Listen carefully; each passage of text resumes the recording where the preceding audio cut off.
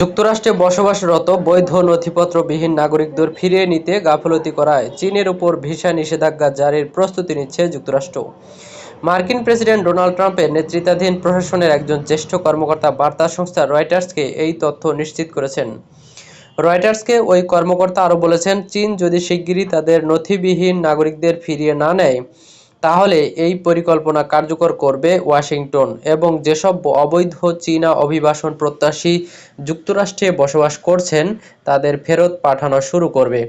আগামী 14 এবং 15 মে বেইজিং সফরে যাবেন প্রেসিডেন্ট ট্রাম্প এবং এই সফরটি তার জন্য খুবই গুরুত্বপূর্ণ, কারণ তার এই সফরের উদ্দেশ্য হলো বেইজিংয়ের কাছ থেকে এমন কিছু বাণিজ্যিক সুবিধা ও ছাড় আদায় করা, যা আগামী নভেম্বরে যুক্তরাষ্ট্রের পার্লামেন্ট নির্বাচনে ট্রাম্পের দল রিপাবলিকান পার্টি ভোটারদের সামনে হাজির করতে পারবে। এমন একটি সময় যুক্তরাষ্ট্র চীনের ওপর ভিসা নিষেধাজ্ঞা জারির প্রস্তুতি নিচ্ছে। তবে যুক্তরাষ্ট্রকে অবৈধ অভিবাসী মুক্ত করার যে প্রতিশ্রুতি দিয়ে দ্বিতীয় মেয়াদে যুক্তরাষ্ট্রের প্রেসিডেন্ট হয়েছেন ট্রাম্প, তা পালন করতে হলে তাকে কখনো এই পদক্ষেপ নিতে হতোই।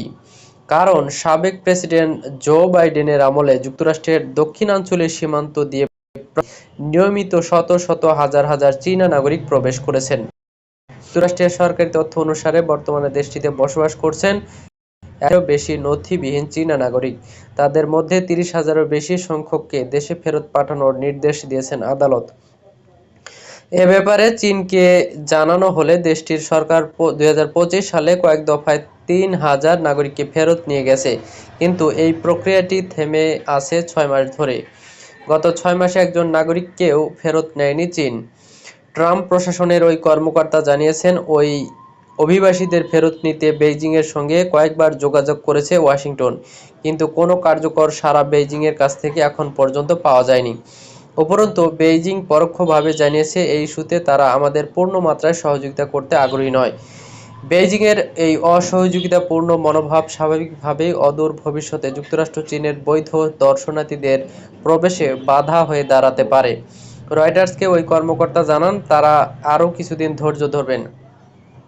তারপরও যদি কিছু না হয়, সেক্ষেত্রে প্রথম পর্যায়ে চীনা দর্শনার্থীদের জন্য ভিসা ফি ব্যাপকভাবে বাড়ানো, ভিসা বাতিলের হার বৃদ্ধি ইত্যাদি পদক্ষেপ নেওয়া হবে এবং শেষে স্থায়ীভাবে ভিসা নিষেধাজ্ঞা জারি করা হবে।